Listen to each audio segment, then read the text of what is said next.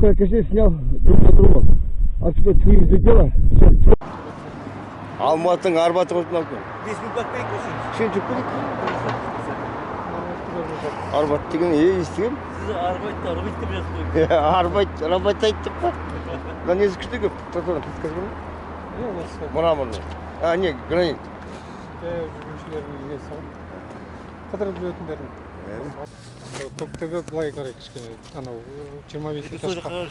Иә, Қазақстан кинотеатры бар ғой. 25 этаж Қазақстан қонақ үйі бар ғой. Былай ғой да? Иә, Сүйректегі. Абай. Абайдың ғой. Мен не тұрмын ғой, Фурмановта, общежитиеда, Каспий. Метрода жүру керек еді, ал бекер отырыппыз, күтіп ана неде. Үйде бекер отырыппыз. Иә. Бағана 4 сағат бекер отырыпыз. Метро барып қойды. Метро жақын. Жүріп қысқарғандар. Уақыт түсірейік. Қазір уақыт бар. А, метро ма? Иә, бір остановкасын жүріп көрсек. Иә. Алматыға келіп тұрып, Алматының метросына.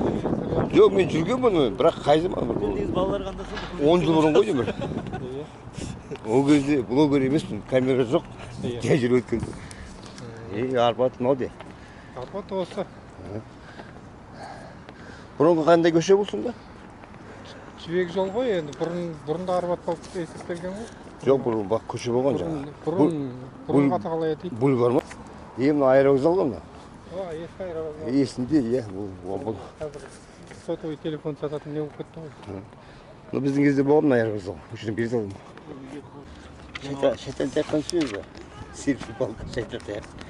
Шайтан таяқтан түсеміз ба деймін. Иә. Серпіп балды. Алматы бұрынғы ЦУМ.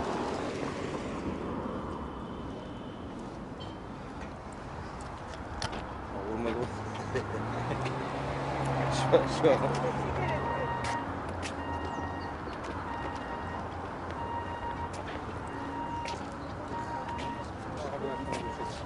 Мынау тұрған екінші вокзал, екінші Алматы вокзалы. Азында şu келгенше біліп көрініп тұр ғой. Екі күн өткен таксиге. Үш алып келген 2 мың теңгеге қойшы. Сонда қалай құлаққа жеп еді көрініп тұр екен. Сол кезде өшірден жинсаға өшірден. Сонда қаншам тұрып бір жинса аламадым ғой. Жақтырып еді. Біздің кезде қиын кез ғой. Дефицит бәрі бар. Суретке түсіп Мынау ЦУМ бұрынғы. Қазір Люмьера дейді. Люмьера. Магнум, Атак.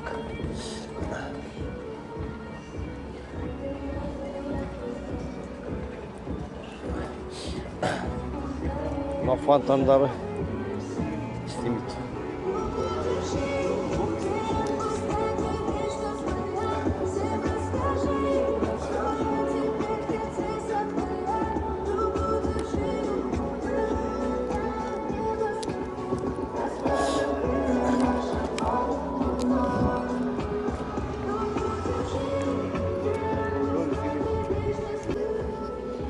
Полиция.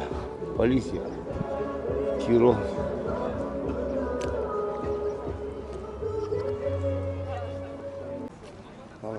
Прокатқа береді.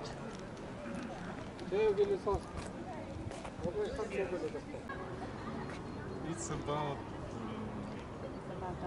what where are you from? Canadian? Canadian, I think that's 70. Hangi memleket? Amerika? Kanada?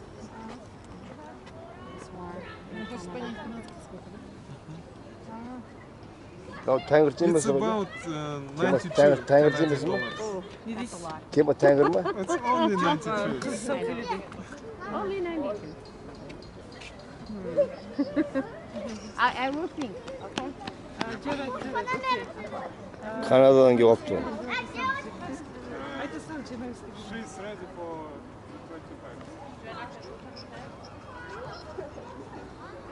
25. 25 bin kazandı. Сейчас пролет. Да, спасибо.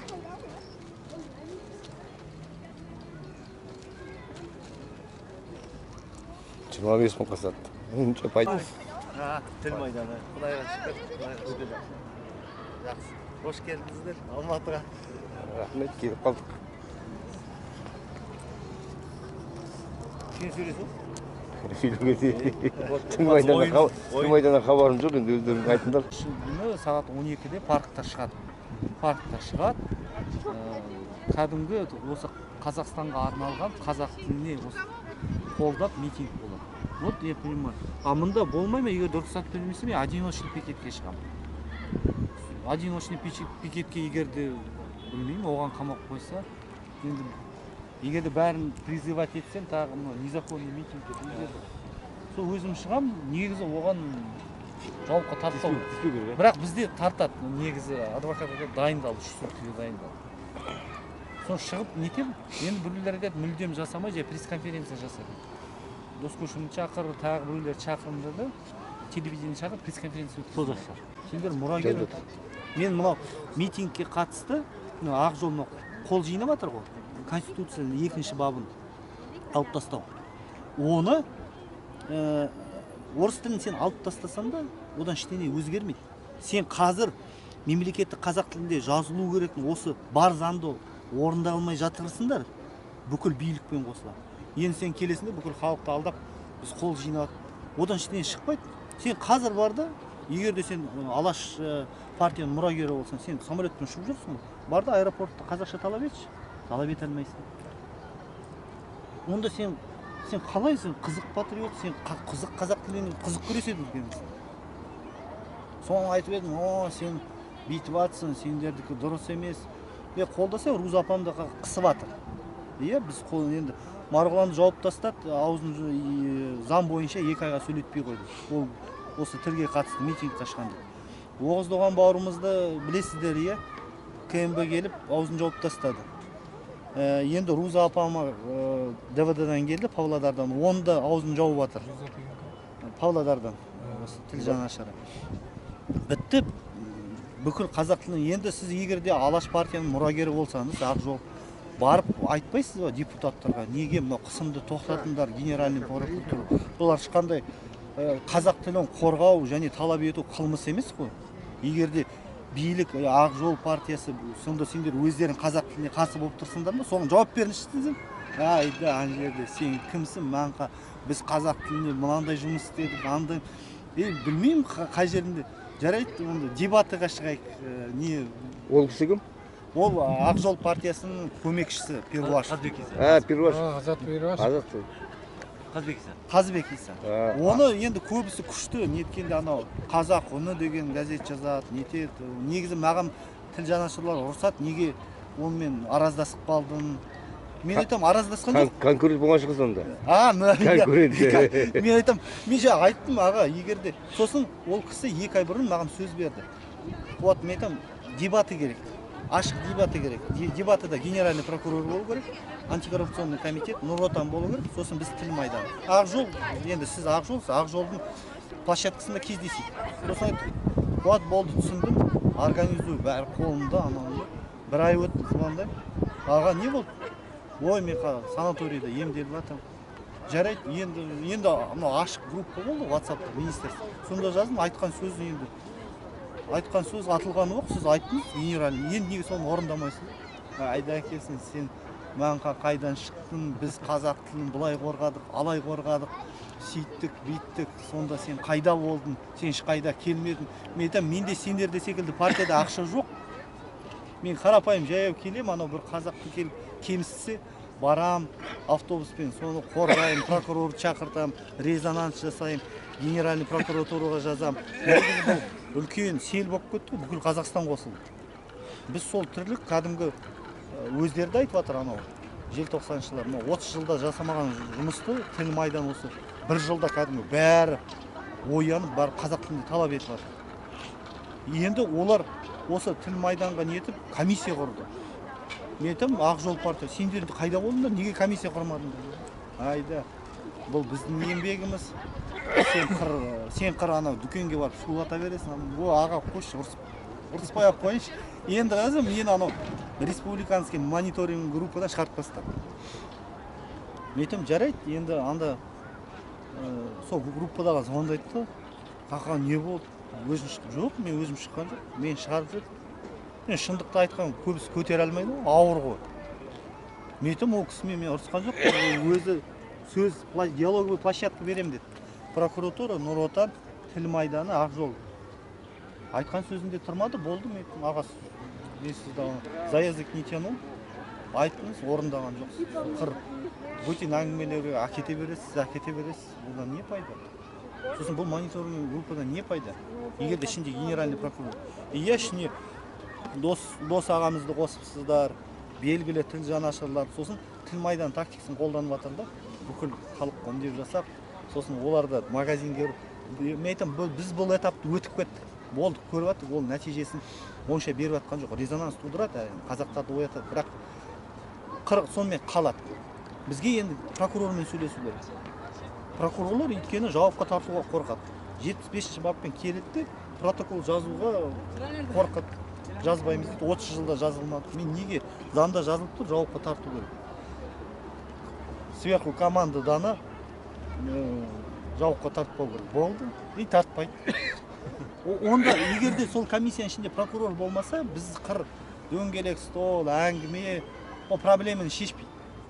Бізге проблема шешу арамызда генеральный прокурордың қызметкері болды. Сонда все. Сонда біз айтамыз, міне заң бұзылды, неге? Егерде жауапқа тартпаса, сол прокурорды за бездействие тарту керек. Әрекетсіздік жасады. Одан прокурор, Алматы прокурорын звондаса, мен блоктап тастады, телефонды көтермейді. Әкімшілік оларға сойсымайды? Жоқ, әкімшілік енді қазір рейдті кірісті. О, рейдке мені қосуға да қорқады. Өздері ана бір, осы жерде бір жергілікті адвокат бар, соны қосып алған, сол шығады енді. Бірақ мен қолымда тимейді, мен дос ағаға айттым, сіздің қолыңыз босырақ, сол кіші барып жүр. Мен айтам, одан нәтиже шықпайды, егерде қастарында прокурор болмаса. Прокуратура қорқады оған. То есть заң бар, бұл заң бойынша тек қана прокурор қызметкерлерінің құзыреті. Полицейский, ешкім жауапқа тарта алмайды, тек қана прокурор. Прокуратура қорқады, табу. Тілге қатысты бәрі тығылады, қашады. Көбісі прокурорлар өздері қазақ тілінде еркін сөйлей алмайды. Мүмкін содан ұялама. Негізі сол протокол негізі жоқ. Соны енді юстициядан тапсырма беріп, сонда протокол шығарсын. Соны күтіп отырген, соны шығарып, кәдімгі жауапқа тарту керек. Болды, өйткені жауапқа тартпаса, олар солай жүре береді. Өйткені мынандай қызық болды да, Хомбанктың несі бір ақсақал осы көріп, біздің істеп жатқан. Ол да солай қазақ тілінде қызмет көрсетпеді, барды да ескерту жасады, сотқа берді, 1 миллион талап етті. Аудандық сотта жеңіліп қалды, қалалық Алматының сотына берді де жеңді. Сосын 50 мың теңге берді, өзі директор чех екен, Чехословакия. Юрист қазақ келіншек соған айтыпты. А біз неге оны 50 мың теңге берді? Заңда ешқайда жазылмаған ғой. Вот қазақ тілінде егерде жазбаса, бұл деген бізген жан шығару болды. Әрбір шетелден келген азамат фирма ашады, орыс, американ неше арабша жазады, қазақша жазу міндетті деген заң жоқ. Болды. Бұл дегеніміз Қазақстан проходной болды. Бүкіл тілдерді, мысалы ағылшын тілін, орыс тілін жазады, бірақ қазақ тілін айтады, а ты мне покажи в законе, где написано. Ну, написано, ладно. А какая ответственность? Жоқ та, айыппұл немесе жауып тастау бизнес ондай жоқ. Сосын айтады, енді анау чех юристіне айтыпты. Верховный судқа барасың, мәселе ақшада емес, мен анау 50 мың теңгені, егерде у вас в законе бардак, и за что я деньги плачу 50 тысяч? Верховный судқа бер. Сол қазақ тілін солай тапты, қазір 50 мыңды қайтартқызады. Сосын айтады, где в законе написано? Жоқ. Соны істеу керек та. Закон бойынша тұтып тұр да.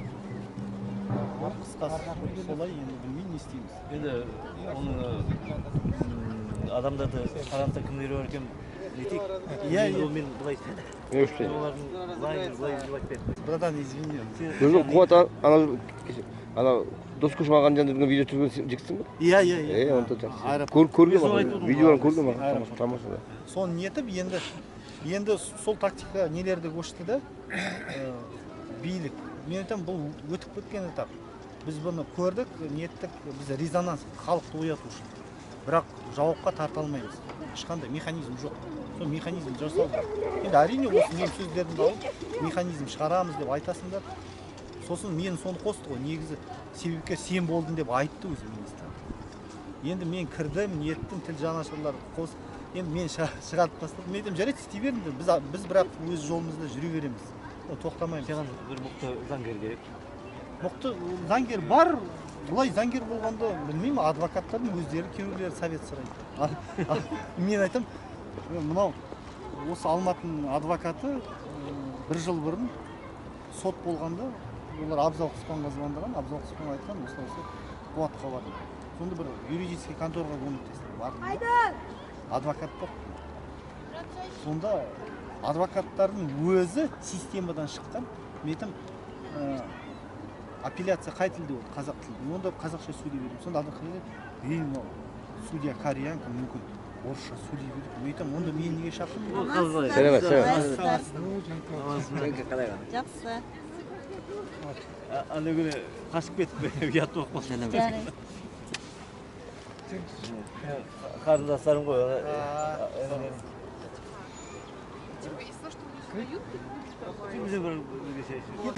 Сыйлық жасайды.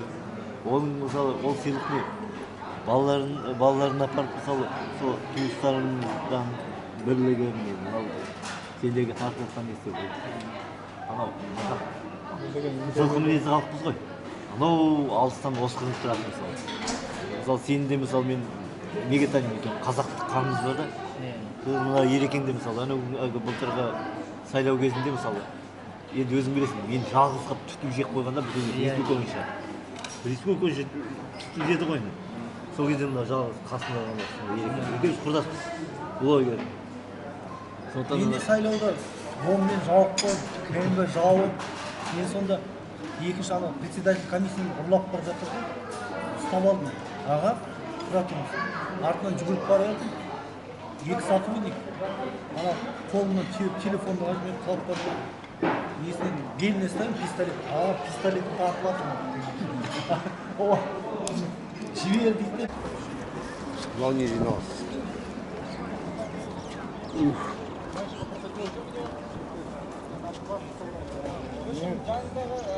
Достарыңыз сұрап жатса, шартты түсіндіре берсеңіздер болады, иә? Не деп жатыр? Давайте кет.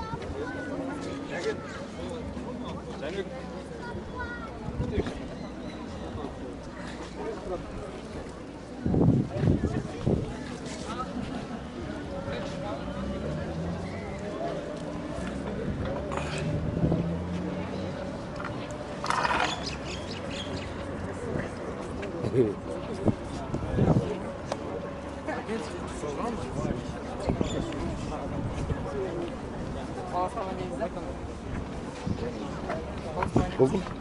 Қуандық блогер ба? Блогерсің ба? Мен де блогер, давай. О, аға, міне, ағам кәдімгідей немен кепті. Қазқұнтыр халық каналы блогер. Қандай? Қазқұнтыр халық каналы. Қазкунтер не істейсіз, не түсіресіз? Охотник. Охотник. Ох, мен өзім охотаны жақсы көремін аға. Болды, бірге шығамыз ғой. Қазқұнтыр халық каналы ютубта болсын. Болды аға. Менде де ютуб канал бар ғой. Қандай аты? Қуандық Сағыныш деп. Все жақсы. Болды аға.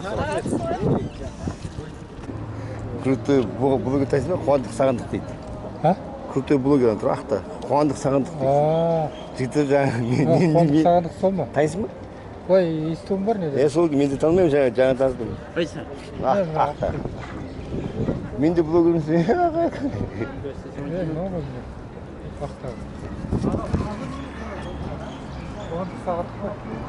Давай, бауырым. Аға? Давай. Молодцы аға, рахмет. Аман болыңыз. Саған рахмет, мен сені танымайтын А, болды. Жақсы, давай. Күндерің сәтті болсын. Браттар. Блогер, знаменитый блогер, жастар ғой, жиналған. Қазір ойын шартын барлығын түсіндіретін болам. Үшін елдер жиналсын. Просто қызық болайын деп тұр қазір. Көреміз қалай болады.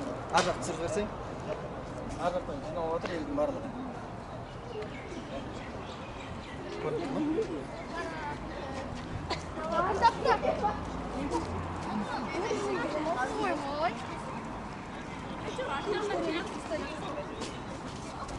Жастардың блогері қойдың да? Жастардың блогері қойдың да? Иә, Танымайтын. кішкентай балалар. Халықты бір қуантайын деп 30 мың теңге таратайын деп жатырмыз. Ол кішкене қазір әсен депрессия, халық карантинда жатырмыз, ақша жоқ, олар кішкене болсын деген көмек дұрыс тегін тарату. Жақсы. Жақсы. Рахмет. Дұрыс. Қолда бар да бөлісіп кішкене. Бір көңілдерін көтеріне жатсақ. Менің канал жазылып қой. Қазқұндыр халық каналы. Жаза аламыз. Жақсы. Лайк қойып кетеміз. Блогерлер бір-біріне жақсы болғаны тамаша. Танығаны, көргені, жазылғаны. Жақсы, рахмет. Іске сәт. Жақсы. Іске сәт. Қандай? Қазқұндыр халық каналы. Қазір охота болған, орыстан қашып кетті қазір. Политика кетті, политика. Қазқұндыр. Қазқұндыр халық каналы. Қазқұндыр латинца. Бұл. жасап шығарып соның бір авторы болсам қуанар едім. Ағамыз осы Қарағанды қаласынан бүгін кешкі пойызбен кетеді. Бұрынғы осы азат қозғалысы, біз негізі осы азат қозғалысы нағыз мынау Алаш партияның мұрагері деп мен өзім есептеймін. Бірақ Ақжол партиясы өзі мұрагер болыпты. Осы бірақ нақты осы азат қозғалысын ары қарай дамытатын ол тіл майданы жобасы. Сендердің мынау істеп жатқан жұмыстарың бәрі сол қозғалыстың ізбасарларысыңдар ма? Иә, мен өзім сол азат қозғалысын негізі үлгі алғымыз келеді, осы тіл майданы, осы азат қозғалысының мұрагері.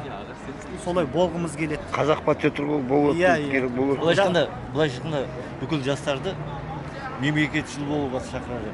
Мемлекетшіл деген ол конституциялық құрылымды, соның территориялық тұтастық, ішкі қауіпсіздікті қорғау. Оны әр қазақ